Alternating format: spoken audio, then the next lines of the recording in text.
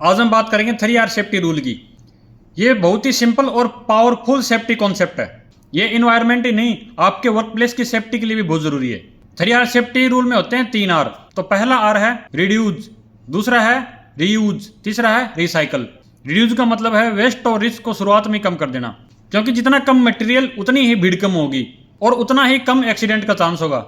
उदाहरण के लिए हमारे साइट पे अननेसेसरी सामान इधर उधर पड़ा है तो ट्रिप हैजर्ड बन सकता है, तो सिर्फ उतना ही मटेरियल रखें जितना जरूरी हो, बाकी का हटा दें, क्योंकि आपका वर्किंग एरिया साफ और सुरक्षित रहना चाहिए। अब बात करते हैं रीयूज की। रीयूज का मतलब होता है किसी चीज को दोबारा सही तरीके से इस्तेमाल करना। लेकिन यहाँ एक बात जरूरी है, रीयूज वही चीज की जाए जो सेफ कंडीशन में हो। अगर डैमेज होगी तो उसे यूज करना खतरे से खाली नहीं है, इसलिए रीयूज करते समय इंस्पेक्शन करना जरूरी है।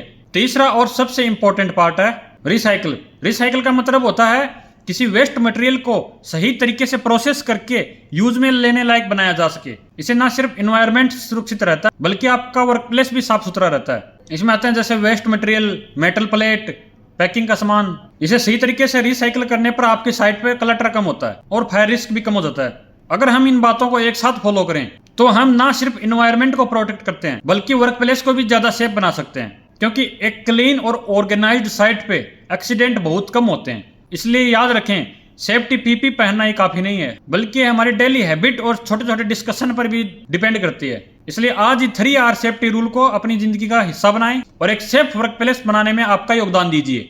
अगर यह जानकारी आपको यूजफुल लगी तो वीडियो को शेयर जरूर करें, हमारे चैनल को फॉलो करें और रोज पाइए सेफ्टी प्रैक्टिकल टिप्स। जय हिंद।